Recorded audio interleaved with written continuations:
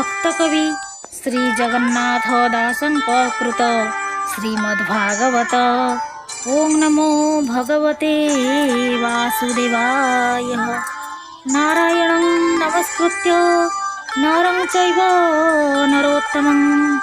देवीं सरस्वतीं व्यासं ततो जयमुदीरयेत्। मूकं करोति वाचालं पङ्गुलङ्घयते गिरिं जत्कृपातमहं वन्दे परमानन्दमाधवं। निगमकल्पतरुर्गलितं फलं सुखमुखादमृतद्रवसंयुतं पिबत भागवतं रसमलयं मुहुरहो रसिका भुवि भावुकः। श्रीमद्भागवत तृतीय स्कंध एकादश अध्यायः। श्रीशुक उवाच विदुर एकचित्ते से काल रूप सांख्य मते निमिष आदि रूप तार हेमंत पुरई बत्सर निमिष चक्षु परिभ्रम अणु बोलाई तार नाम तार अर्धेक परमाणु त्रिभाग हुए सतरेणु ए सृष्टि निमिषेक पूर्ण काष्ठा बोलाई परिमाण कला 30 क्षण होई द्वादश मुहूर्त बोलाई एबिनी मुहूर्ते प्रहर ए अंते से 8 प्रकार तार द्वादश गुण अर्धे चतुर अंगुली विराजे करई तत्व को विचारी से वर्णना से सुत करी जल पड़ते दंडे हुए ए 8 प्रहर बोलाए। 8 प्रहरे अहोरात्रि काल से मन्ते गणन्ति 15 अहोरात्र पक्ष ए कृष्ण शुक्लटी प्रत्यक्ष ए बेनी पक्षे 1 मासे 2 मासे ऋतुए प्रकाशे तृतीय चतुः षड्मासे अयन से अर्ध बरसे बेनी अयन संवत्सरे जे कली छिद्र औसतरे एमंते सतेक बरस मनुष्य मानक आयुष ग्रह नक्षत्र जोग चक्रे से काल बल अतिरेके एबेनी पक्षे मासे कही पितृंकु अर्ध रात्रे होई देवंक द्वादश बरसे त्रैलोक्य बोलाई दिवसे अणु प्रमाणे परमाणे प्राणीक मासे अनुक्षणे हेमंत संवत्सर मते विहारे आहार आयते ए पंच ऋषि सर्वेश्वर सुमने शुण हे विदुर प्रथमे संवत्सर मते विहारे आहार आयते ए पंच ऋषि सर्वेश्वर सुमने शुण हे विदुर प्रथमे संवत्सर मते चतुर्वर्षरे से विदिते दिव्य वत्सर तृतीयेक चतुर्थे नु वत्सर कल्पे वत्सर पंचम बोलाई काल स्वरूपी गुणमयी हेमंत काल को समस्ते बुद्धि हराई ए जगते। श्रीसूत उवाच पितृदेवता नर आदि परमायुष यथा विधि शुणिलु तुम्भ मुखु एबे संतोषे कह मुनि भावे अपरे कल्पना जेते नाना प्रकारे ये जगते अछंती कालर आयते तांक आयुष कह मोते तुम्भे से काल 3 गुण से रूपे अबा प्रमाण एणे ए विलक्षण धरा सुमति सुगुण गभीरा जेते विषय ए सयळे जानन्ति ज्ञान चक्षु बळे। मैत्रेय उवाच सत्य त्रेतेया द्वापर आदि कलिये चतुर्युग विधि देवंकु 12 बरसे ए 4 युग काल अंशे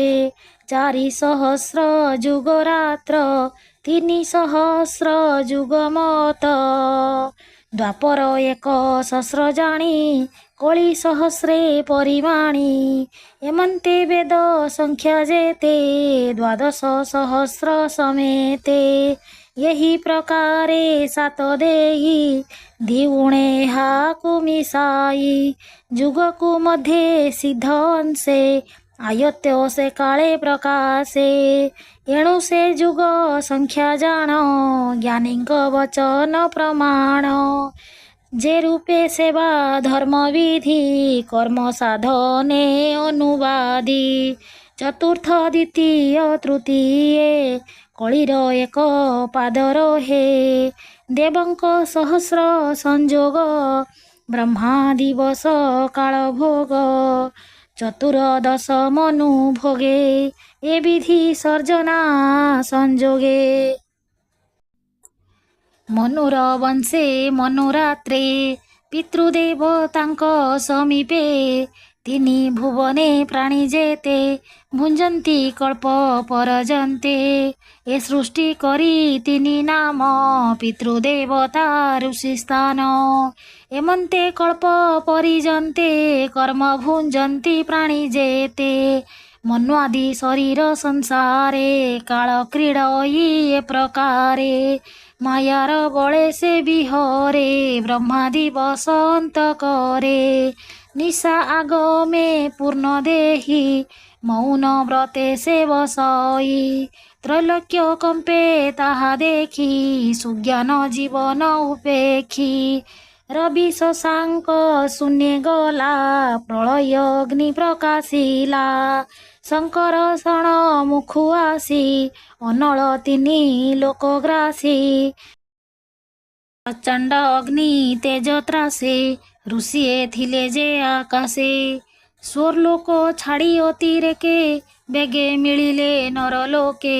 ତକ୍ଷଣେ ସପ୍ତ ସିନ୍ଧୁ ଜଳେ ତ୍ରୈଲୋକ୍ୟ ଆଚ୍ଛାଦିଲେ ହେଳେ ପବନ ଅଣଚାଶ ବଳେ ଭ୍ରମିଣ ନାଦ କଲେ ବଳେ ଜଳେ ତରଳ ନାଦ ଶୁଣି ନାଗ ଶୟନେ ଚକ୍ରପାଣି ନିଶ୍ଚିନ୍ତେ ନିବୃତ୍ତି ନୟନେ ଶୟନେ ଅନନ୍ତର ସ୍ଥାନେ ସଙ୍ଗତେ କେହି ନାହିଁ ଏକେ ସ୍ତୁତି କରନ୍ତି ନରଲୋକେ ଏମନ୍ତେ ଓହୋ ରାତ୍ର ଗଣି ଆଗମ ନିଗମ ପ୍ରମାଣି ଏଭାବେ ସତେକ ବରଷ ବ୍ରହ୍ମାର ପରମ ଆୟୁଷ ଅର୍ଦ୍ଧେକ ପରାର୍ଦ୍ଧ ବୋଲାଇ ଯେ ପୂର୍ବ ପର ଭାଗ ଦୁଇ ପୂର୍ବେ ପରାର୍ଦ୍ଧେ ବ୍ରହ୍ମା ନାମ ଶବଦ ବ୍ରହ୍ମ ଅନୁପମ ପରାର୍ଦ୍ଧ କଳ୍ପ ଯେବେ ହୁଏ ସେ ପଦ୍ମ କଳ୍ପ ନାମ ବହେ ବିଷ୍ଣୁର ନାଭି ପଦ୍ମଜାତ ତେଣୁ ସେ ପୂଜେ ବେଦ ମତ ଦ୍ୱିତୀୟ କଳ୍ପ ଏବେ କହି ସତେକ ବରଷ ବୋଲାଇ ଯେବେ ସଂକଳ୍ପେ ନର ହରି ଶ୍ଵେତ ବରାହ ରୂପ ଧରି ଏବେ ନିକଳ୍ପ ଋଷି କାଳ ନିମିଷ ଆଦି ଅନ୍ତରାଳ ଅନାଦି ଅବ୍ୟକ୍ତ ମହିମା ଅନନ୍ତ ଈଶ୍ୱରଙ୍କ ସୀମା ଷୋଡ଼ଶ ପ୍ରକାରେ ସଞ୍ଚରେ ନାନା ବିଷୟ ରୂପ ଧରେ ଏମନ୍ତେ କୋଶ ଆଦି ଅନ୍ତେ 50 କୋଟି ପରିଜନ୍ତେ ଦଶାଭରଣ ଯାର ଦେହେ ଦିଶନ୍ତି ପରମାଣୁ ପ୍ରାୟେ ବ୍ରହ୍ମ ଅକ୍ଷର ତାର ଗୁଣ ସର୍ବକାରଣ ସେ ଧାରଣ ତାର ଚରଣେ ଦେଇ ଚିତ୍ତ କହିଲା ଦାସ ଜଗନ୍ନାଥ। ଇତି ଶ୍ରୀମଦ୍ଭାଗବତେ ମହାପୁରାଣେ ପରମହଂସ୍ୟାୟ ସଂହିତାୟାଂ ବୈୟାସିକ୍ୟାଂ ତୃତୀୟ ସ୍କନ୍ଧେ ସତ୍ୟକାଳବର୍ଣ୍ଣନେ ମୈତ୍ରେୟ ବିଦୁର ସମ୍ବାଦେ ନାମ ଏକାଦଶ ଅଧ୍ୟାୟଃ। ଶ୍ରୀମଦ୍ଭାଗବତର ତୃତୀୟ ସ୍କନ୍ଧ ଦ୍ୱାଦଶ ଅଧ୍ୟାୟ ଦେଖିବା ପାଇଁ ଆପଣମାନେ ମୋର ଚ୍ୟାନେଲଟିକୁ ସବସ୍କ୍ରାଇବ୍ କରି ରଖିଥାନ୍ତୁ। ଜୟ ଜଗନ୍ନାଥ।